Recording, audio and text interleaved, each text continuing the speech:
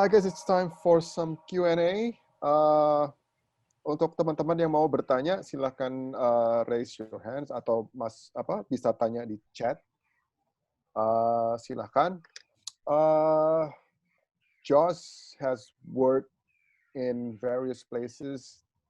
He's covered lots of outbreaks, mulai dari Ebola and bird flu and so many other things. So we could learn a lot from him this evening. So don't hesitate. Just raise your hands or put your questions in the chat box.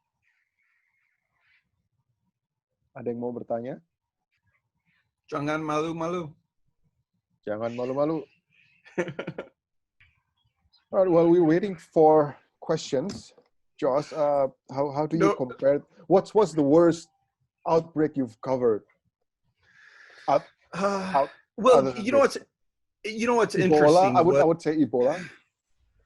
Yeah, but in the case of Ebola, when I was covering it in the Congo, a lot of the stuff was in preparation because the outbreaks were deep in certain villages.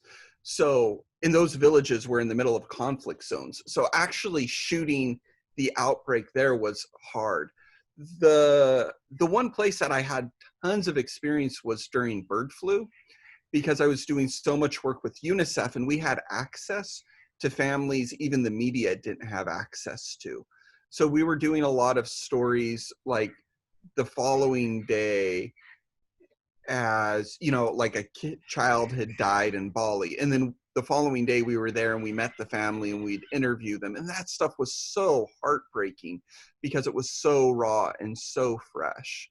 And you know, at the time of bird flu, Indonesia was #1. I mean, they were leading in deaths. So the amount of work I covered on bird flu was really, really extensive. That lasted for months.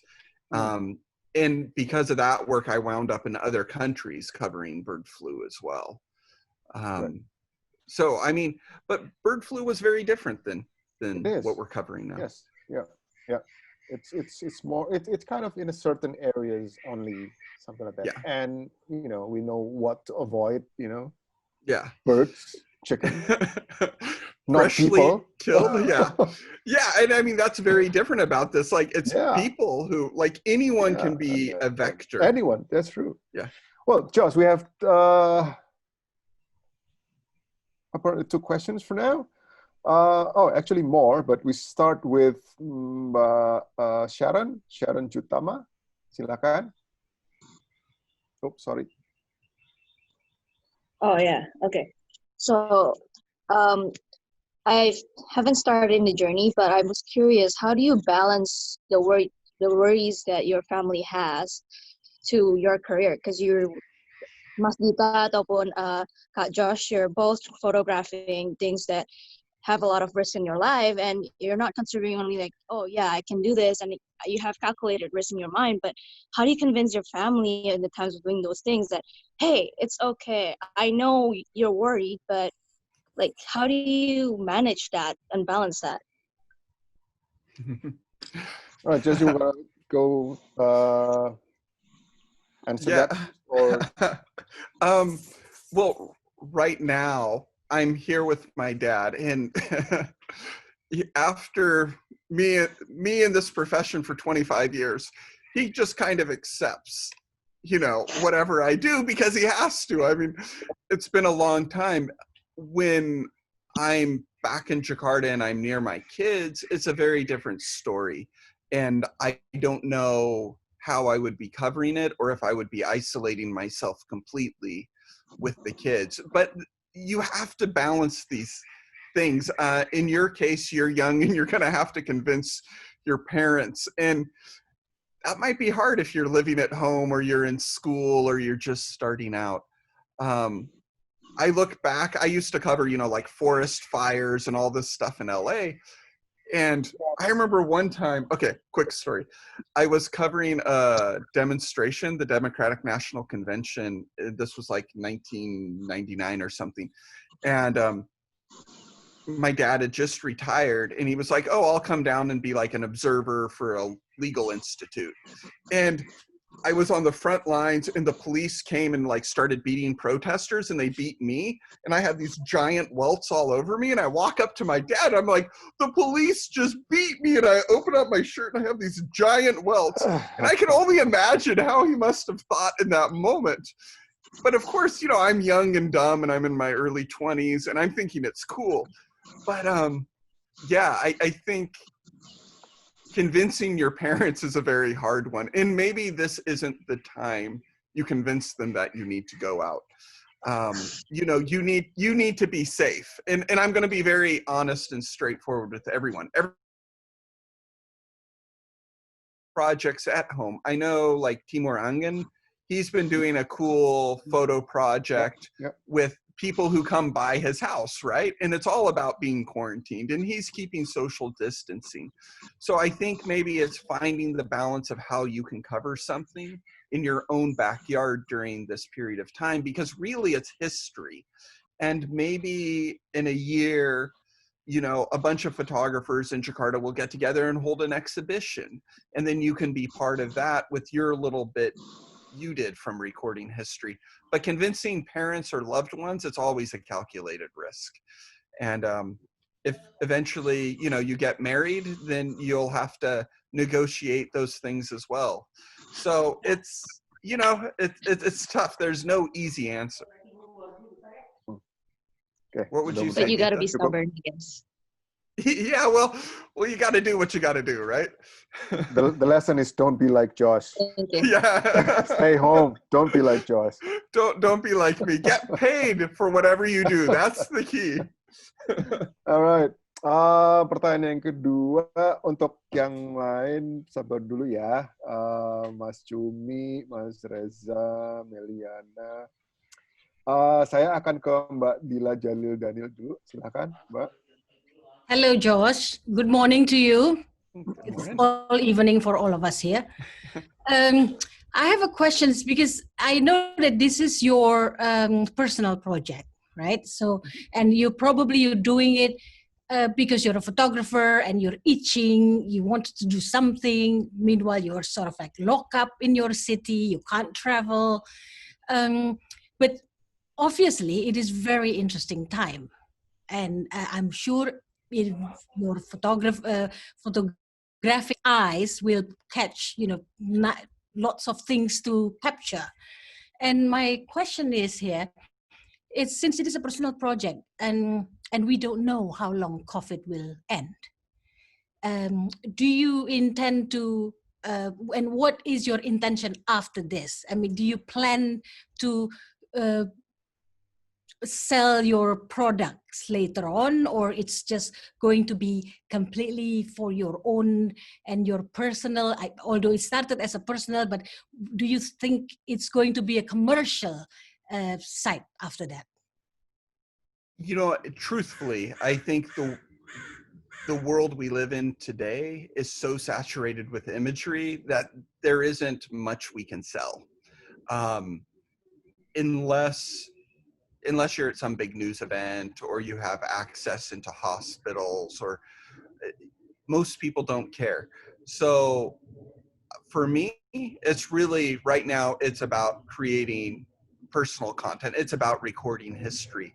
What am I going to do with this in the future? I have no idea, because I don't know which way things will go. But I just have that drive that I have to do something. Because if I don't, you know, I have to. I don't know how else to explain it.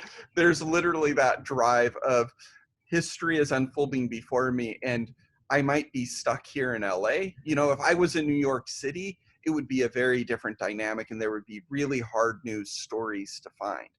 But in LA, our numbers are still relatively small, so we don't have that huge impact. So yeah, I don't know what I can do with it, but I do know I have to produce. And it's that deep drive. And yeah, it makes no logical sense. But yeah, I don't know if that answers your question. Thank you so much. I just want to know how, you know, how you see things like that. The continuation.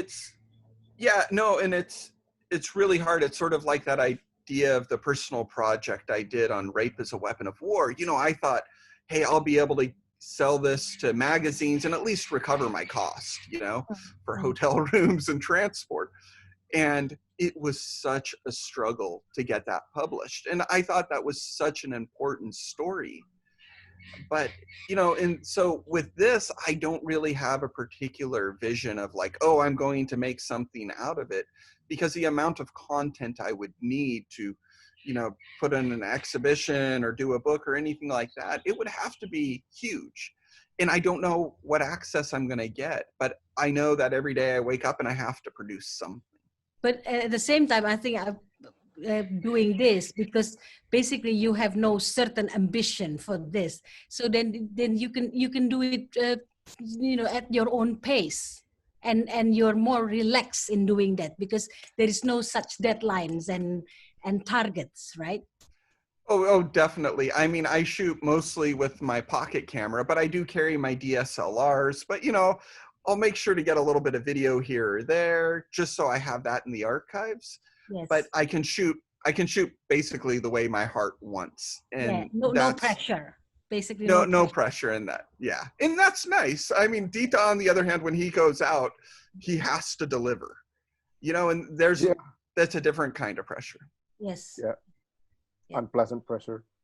Yeah. Yeah. I think any pressure is unpleasant. Okay. All right. Thank you so much, Josh. I hope it answers, and it also answers similar questions from Mas Reza Fitrianto dan Viandi Avianda. Ya, pertanyaannya hampir sama. Oke. Next untuk Mbak Lasti dan siapa tadi satu lagi yang raised hand, mohon ditunggu sebentar. Okay, another question, Josh, from Meliana Istanto. Would you be interested in capturing post-COVID-19 to see the new normals in LA? It's probably like comparison. I assume it's comparison of before and after the pandemic in LA. Yeah, I mean, I think one of the hard things with that kind of story is almost like covering the pandemic. You know, we went from busy streets to empty streets, and then we'll go back to busy streets, or maybe it's wearing face masks. You know, I don't know what the future holds. So all I can do is, things change daily, is to document that. And again, it goes back to the recording of history, right? We don't know what history will bring until it's past, right? We're just living in the present, and we're trying to anticipate and use the knowledge we've gained on past projects to try to anticipate what could be key moments or key things we can photograph. So I'll keep working on this as long as I'm here in LA, because for the time being, all of my clients have canceled everything, understandably. And I don't know when I'll be back on the road again, covering those stories. And truthfully, this is going to be a major story in the developing world. Throughout Africa, this could turn into the modern day sort of AIDS epidemic that cuts across huge swaths of society because there is not the medical infrastructure. So I don't know what the future will hold either in the US or anywhere else. But yeah, I'm going to keep working because I have no choice. All right, I hope that answers. Oke, ada dua yang raise hand. Mbak Lasti, silakan.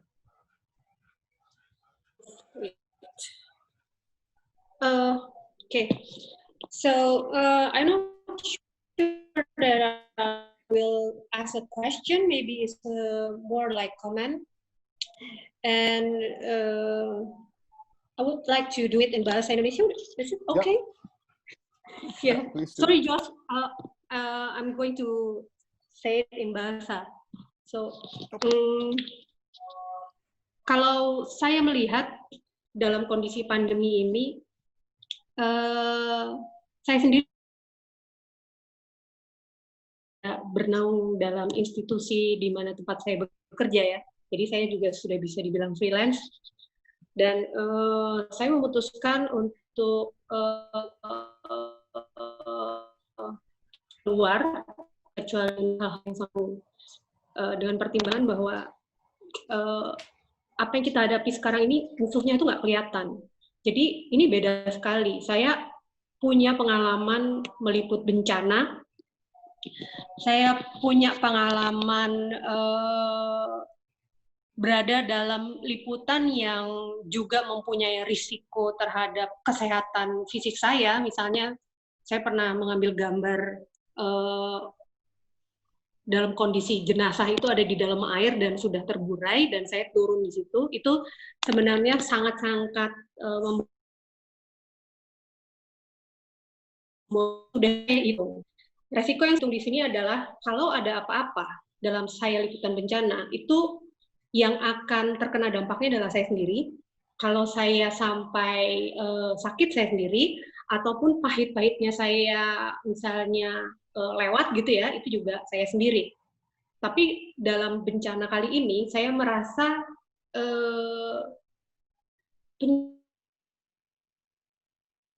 COVID-19 ini kita tidak bisa lihat dia ada di mana, karena juga ada yang namanya asimptomatik, penderita asimptomatik, jadi dia tidak bergejala dan kita tidak tahu di mana, dan bisa saja kita itu juga adalah penderita asimptomatik. Dan saya di rumah tidak tinggal sendiri, jadi ada keluarga saya, dan di situ saya juga berhitung, kalau ada apa-apa dengan saya, artinya saya juga bisa menulari keluarga saya. Apalagi kalau di dalam keluarga kita itu ada usia yang rentan. Usia yang rentan di sini itu kan 30 ke atas, terutama orang manula ya. Jadi di situ kemudian saya berpikir ini tidak bisa seperti liputan bencana yang sudah saya lakukan. Karena kalau saya sakit, sakitnya bisa rame-rame.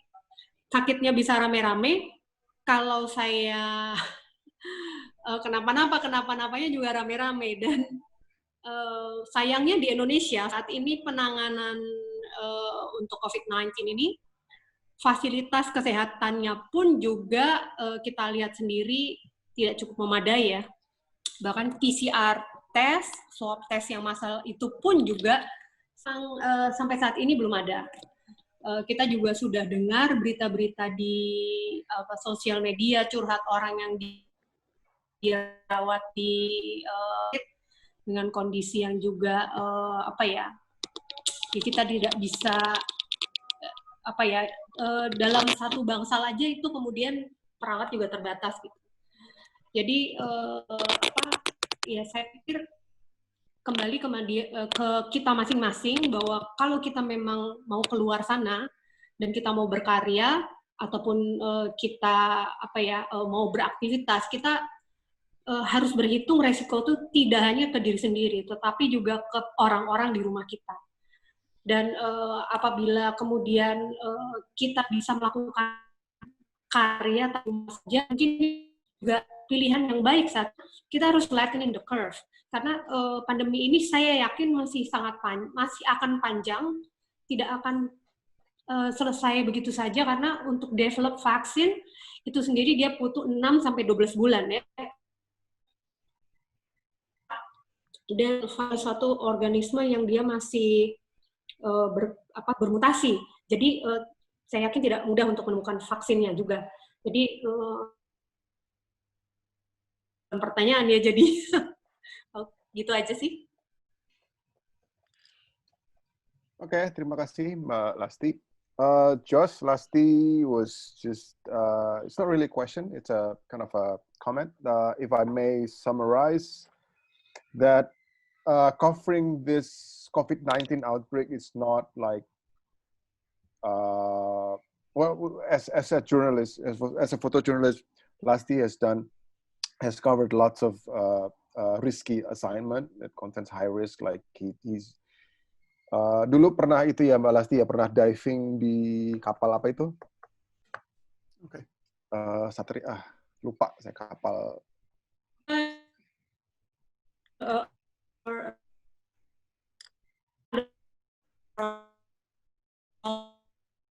Yeah, anyway, sorry Mbak Lasti agak putus-putus. so Anyway, the last one is the lion. yeah. The last Sorry, one is Mbak. the Lion Air GT. Oh yeah, okay. Yep. Anyway, Josh, it's Lasti said that it's not. Yeah. As a journalist, we've covered lots of assignment with that involves risk, but it's unlike this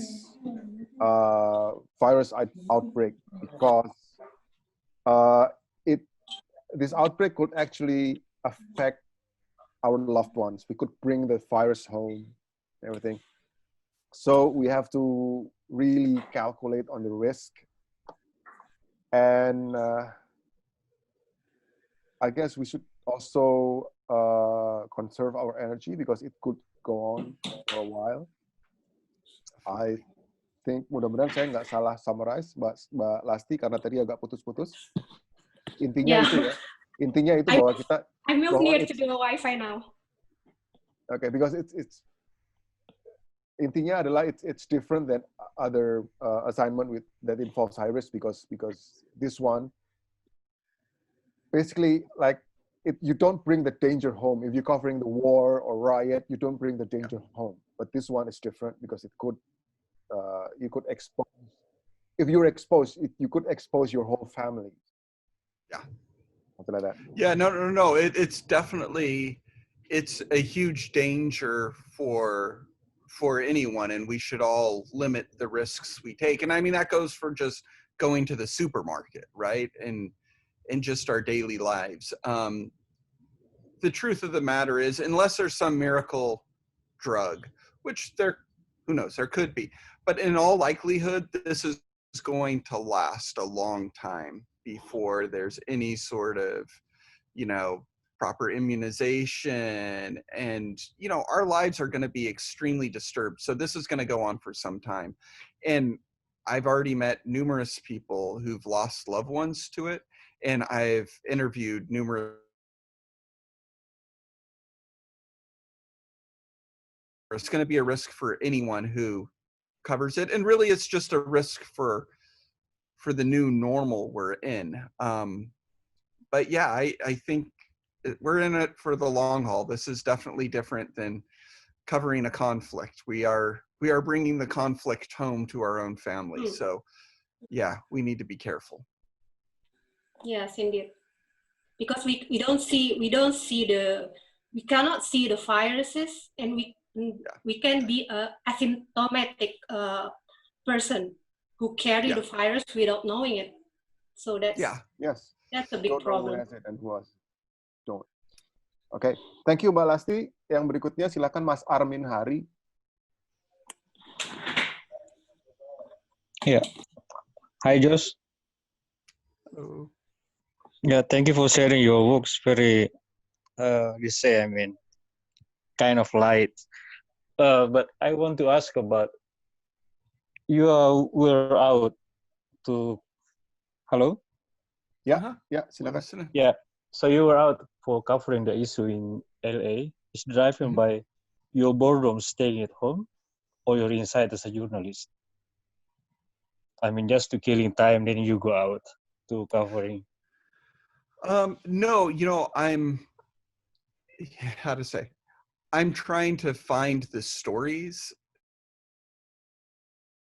It's one reason, I'm working on the Survivors Project, but also if I'm driving or out and about, I'm always on the lookout for things to document.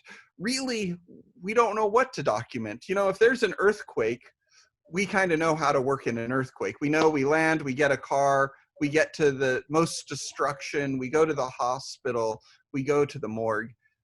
But in the case of this pandemic, we actually don't know what's happening. So every day is a day that we're trying to navigate what might illustrate this story best. So it's sort of a combination of killing time, trying to think about it in a larger context and try to build a deeper story. Does that answer your question? Yes. And one more thing, I mean, if we see in the, yeah, I see it's very right that right now everyone is covering a new same issue on the same time. But I see that it's not wise also to see only the news coming from the big cities. I mean, if we are covering the disaster issues and pandemic issues like this, we just want to, how do you say, put it in the front about the how people deal with it, the good news from the bad news that we have. I mean, yeah, if we make percentage on how many coverage on the rural areas, how people in the rural areas dealing with this pandemic, it quite may be interesting to see rather than see all of the news in the city area, in the urban areas. Oh, definitely. And I think that's where different photographers are going to be able to have, wherever you are, you can work on your own projects from your own community. I'm not traveling outside of LA because this is my area. And, I don't want to go stay in hotels. I don't want to, be a vector of transmission to other places. So I'm trying to stay within my own community and tell my own story in my own backyard. And I think to me, that's the responsible thing to do at this moment. I don't think editors flying people to shoot things is really a good idea right now. I think editors should be hiring people locally. I think there's plenty of great people everywhere. Yeah, but definitely we need more of those stories. And interesting, if you watch in the US, if you watch cable news, it's all about fear and scaring you. If you watch local news, you find so many warm, loving stories, people doing good stuff. And so I think at the local level, and this is, I'm sure, the same in Indonesia, at the local level, I think there's so much good in people. And I can say from every emergency I've ever covered, you really do see the best in people come out. And I think we will continue to see that here too. And it's so important for us as photographers to document that good. Yeah. Thank you. All right. Thank you. Okay. All right. Thank you, Mas Armin. Josh, now we go to Mas Adi Chumi. Is asking about what's the safety procedure in doing pandemic coverage? Is there any, do you have to wear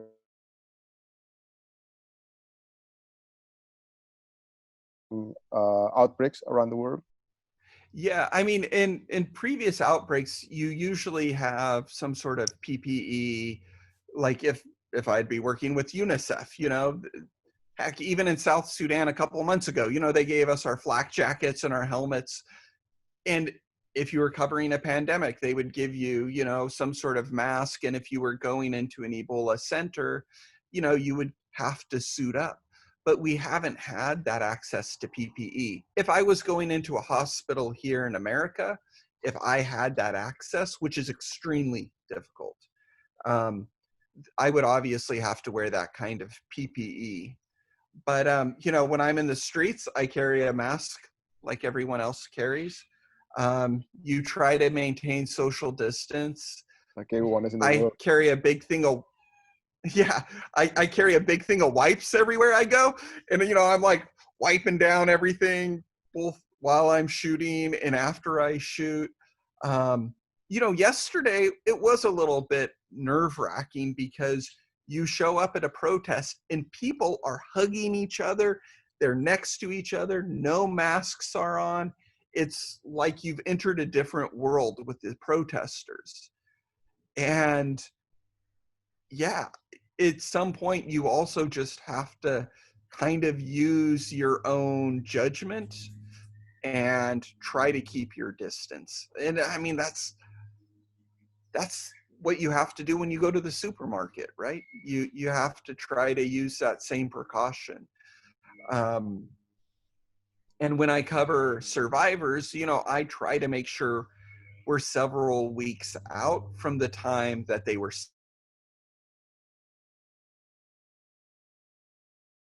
a lot of kind of common sense when it comes to doing your work and not putting yourself at risk.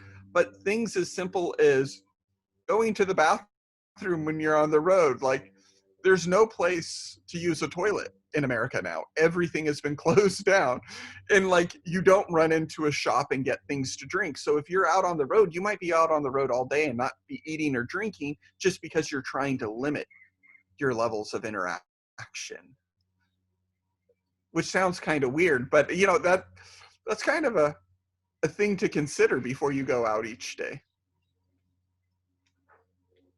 Okay. Thank you. Thank you, Josh. All right. We're gonna leave COVID-19 issues for a brief moment now because we have 2 questions on Africa. The first one is from Pei Kadin regarding the DRC project, Democratic Republic of Congo project. What was the difference between photographing women survivors and men survivors? Was there an element of community in photographing men? Also, do you think the process of taking photos of them is empowering to the survivors? And if yes, how? Were you able to give them a photo of them without the props? I don't know what the props are. Was that something I know what they mean. on? Yeah, so interesting. The women, oh my gosh, these women are so strong and powerful. Like, you know, I'm thinking like I have this idea in my head and the women are like, we're doing it this way. And I was sort of along for the ride, right? The women, it was really entertaining because they had a vision that they wanted to portray. And so I had my vision, they had their vision, and it was really a communal effort and very empowering. And they enjoyed it so much.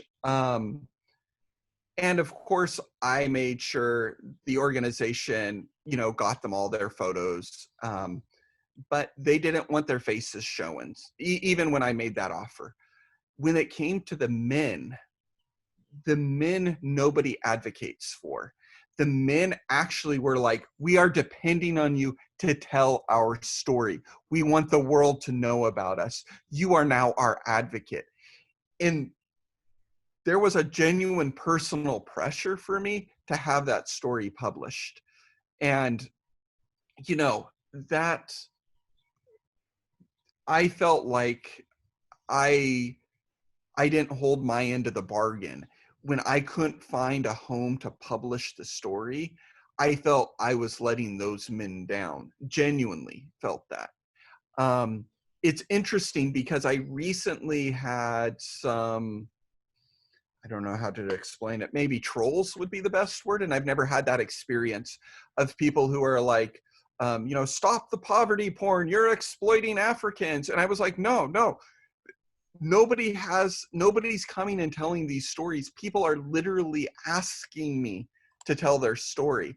And then, you know, I would be having Europeans who would be like, oh no, of course that's what they tell you, but you're just exploiting them. And it's like, I'm not making money off these projects. Like, these are genuine projects of passion that I feel need to be told.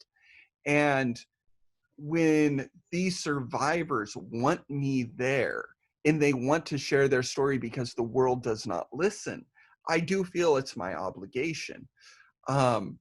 So I think it is empowering for people. Otherwise, they wouldn't want me there. You know, people are very smart. Don't think that just because somebody is poor or doesn't have access to wealth, that they don't have the ability to say no and they don't know what we're doing. In today's world, people understand perfectly well. I've been in remote health centers are starving, and I show, you know, I shoot one photo and I show it the back of the camera to a mom, and that mom is like, yes, and she tells her, you know, the other women in the clinic, and they're like literally grabbing me and like, take the photo of my child, tell this story. And, you know, I think what I do, I don't I'm not there to steal photos. You know, I'm not like, oh, I'm going to sneak around it. Heck, I've got a giant light half the time with me. People know what I'm doing. And that's why I'm very,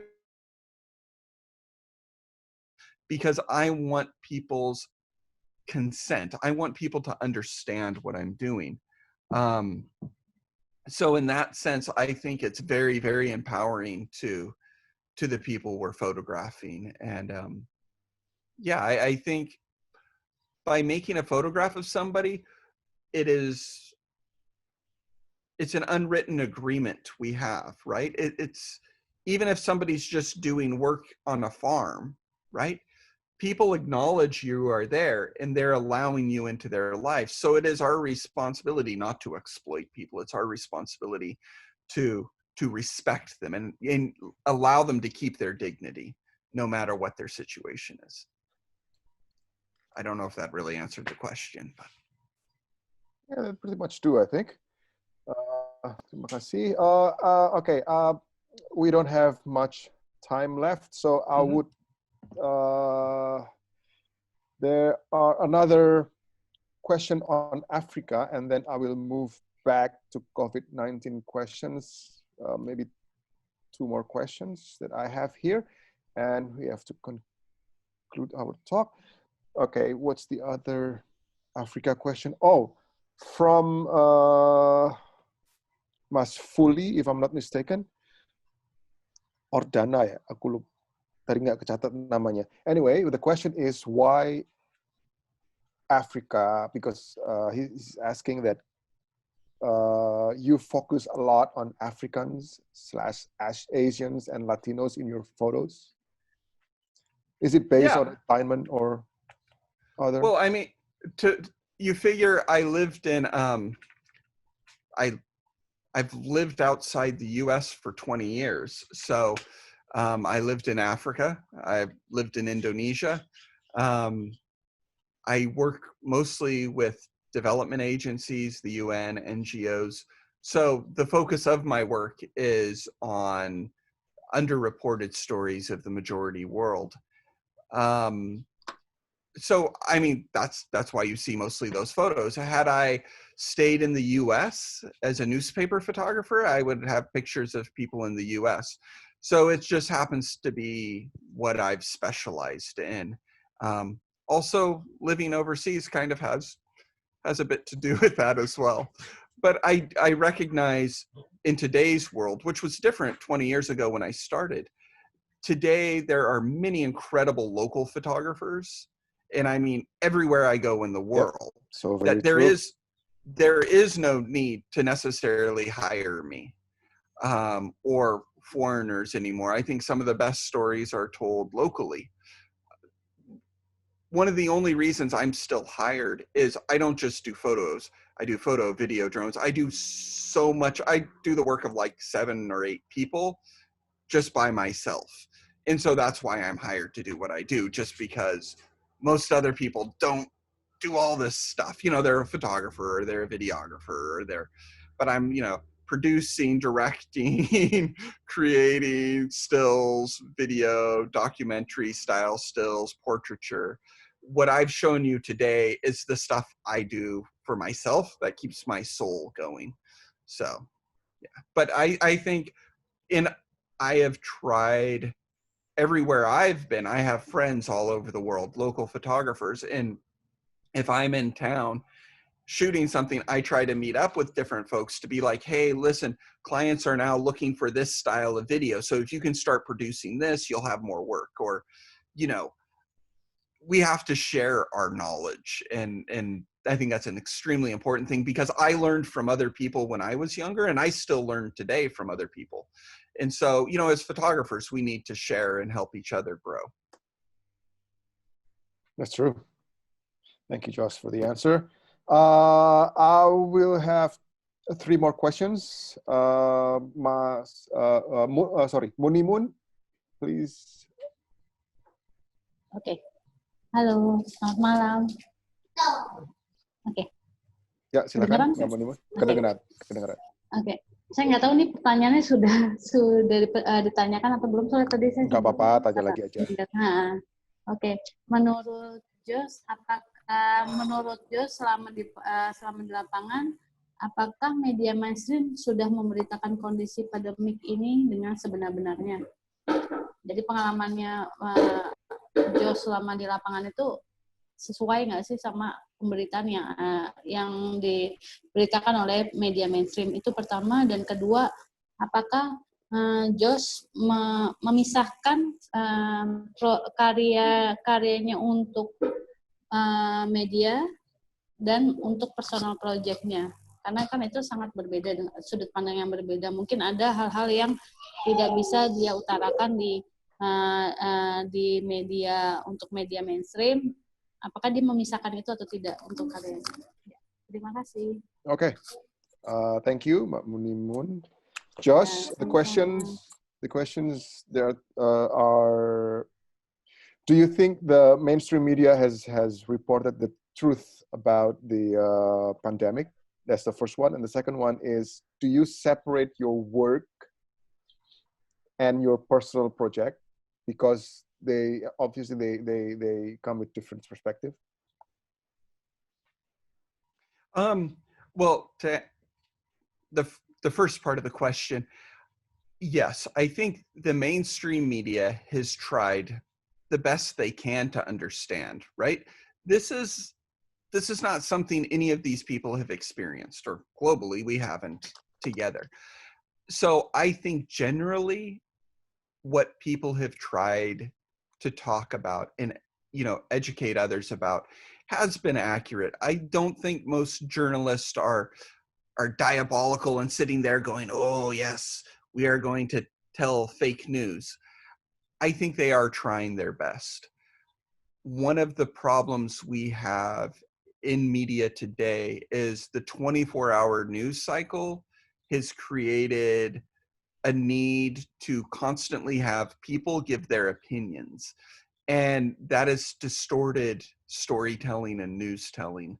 So I think a lot of, you know, CNN, MSNBC, Fox, a lot of it focuses on the fear and the scare factor to keep people watching, right? That idea of, you know, make your grandfather upset and scare your grandmother. Well, those are the things that keep people watching. And that's sort of the gist of some cable news. But I think overall, people are trying to do their best. And I think a lot of the local news, as I was saying earlier, tends to help focus on the better things or the warmer things and very basic things you can do. We have to be careful with social media, and anyone can put anything up online, and if it's repeated enough times, it becomes fact. The reason journalism matters traditionally is we fact check, right?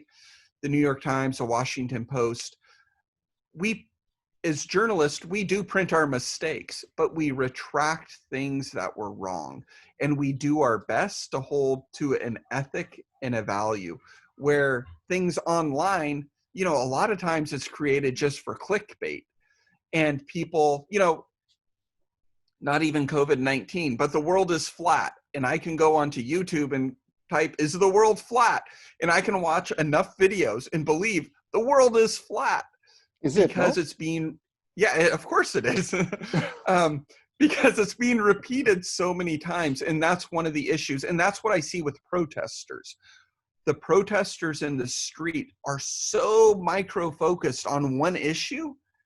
And like, I'll have no idea what they're talking about because they fell down a rabbit hole on the internet and they're convinced of this one thing. And I think, sadly, the US president currently understands that his base loves that.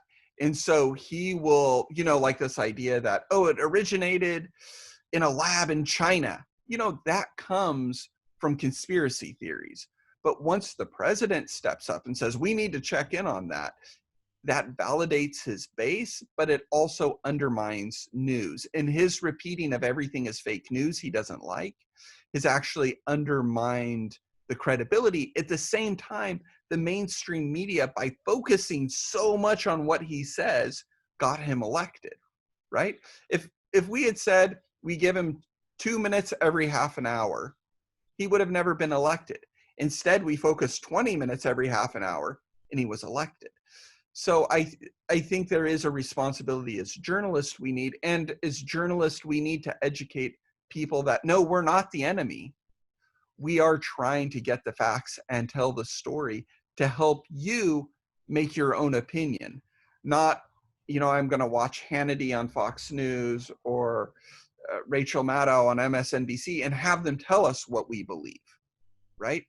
We need to be able to think critically and educate ourselves, and that's the responsibility of journalists, is to help fact check.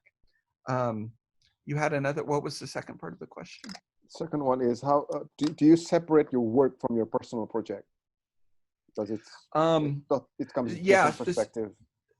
It does come different perspective. What I do is, when I shoot for clients, I get them what they need, right? And that can be, shooting my DSLRs and making the photographs that I know they need. And then I always, at the end of something, I try to pull out my little pocket camera and shoot something for my soul if I have the time, because if I can make that photo, it just makes me happy. And I've done this so long that you have to always find new and creative ways to keep yourself fresh. And so I think there's always this balance, right? You have to, when you're working, you have to give that client what they need. That's why they're paying you to be there. But you also have to do that extra little thing. And hopefully the client likes, that extra little thing you're doing, because that takes it up the next level. Because we're constantly having to reinvent ourselves. All right, cool. Thank you. I think that pretty much answers. And final question for this evening comes from Eka. Let me read it for you, Josh. All right, basically she agrees with me that this is the first time every journalist in the world covering the same thing at the same time. The question is, how do you see the photos being used in the future? Because basically now we're swamped with COVID-19 pictures from all over the world. Would you think people will be too overwhelmed with such images? Considering now people are cutting back news anyway, so for the sake of sanity. So how do you see those pictures being used in the future? I sure hope people are cutting out their news source. They should probably only listen to the news a half an hour every day. I think as photographers, a lot of times the issue isn't as much, where can we get this stuff? I think what we're doing right now is documenting history. That can be our own personal history of, I told my kids at the very beginning of this, I asked them, I'm like, if you can, try to keep daily diaries. And think of Anne Frank. I think everyone knows that Anne Frank book, right? She, back in World War II, Holocaust, she wrote a diary every day. And that's how we know what her life was like at that time. And I think our daily lives, when we look back in 10 or 20 years, we'll go, oh yeah, I remember that time during the pandemic. But if we have documentation, either in photos and video, and like, even if you take your phone and you just do a video blog and be like, oh, today's been a hard day, this happened or that happened, or, just, oh, I made this with so-and-so, or I talked to whoever.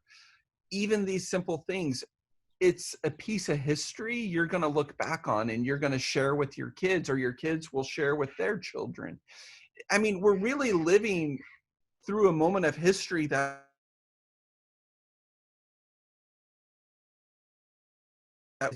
it's something for posterity. It's something for our own sake. The most important photos you will ever make, and trust me on this, it's photos of your family and of yourself. It's those personal moments. All the other stuff you do for work as a journalist, that's nice, but those aren't the pictures that matter. The photos I know Dita cherishes the most are those photos of him and his colleagues in the field someplace. It could have been Tim, it could have been wherever. Those are actually the photos that matter. That's true. And 10 years from now, 10 years. I wish somebody would have told me that when I was younger and been like, just shoot your friends. make sure you print that, because those will be the memories that matter. And in a way, that's what you should be doing now too, however you do it. So I think, yeah, I think documenting what we're going to do with it, I don't know. Are we saturated? Of course we are. But shoot your own life and make memories while you can. True. Thank you, Josh. Very enlightening evening. I'm sure we've learned a lot, and we're all at home now, but you know, we are having many valuable lessons from this talk. Thank you again for being so generous with your time. Oh, well, thank everyone for coming out. Something's coming from behind you. What? Oh, the dog. Actually, I was going to say, I've gotten sunburned on this side of my face now, so the sacrifices I make for Panya. Ooh. All right. Well, thank you very much. Thank you guys very much. I really, really appreciate it. Hopefully there was some insight. And Dita, I wish you luck out in the field, because I know you're putting your life on the line for work. So. I'm being picky with the assignment. You know, I really choose what I'm doing. We do. Good. We all do. Yeah. Good. So trying to be safe. All right. Thank you very much again. Mohon maaf untuk yang pertanyaan belum bisa terjawab. Terima kasih sudah hadir bersama Panya dan saya dan Josh. Mudah-mudahan semua bisa mendapatkan insight-insight yang menarik, dan juga yang penting pelajaran dan sesuatu untuk bisa dipikirkan untuk masa depan. Dan semoga kami berharap bahwa pandemi ini segera berakhir dan kita bisa kembali ke kehidupan normal kita. Oke, saya kembalikan ke Mbak Swanti, silakan, Swan. Thank you, Josh. Thank you, Dita. And most importantly, thank you everyone who are willing to join and participate in our webinar, the first edition. We do hope that you have inspirational conversation for the last 2 hours.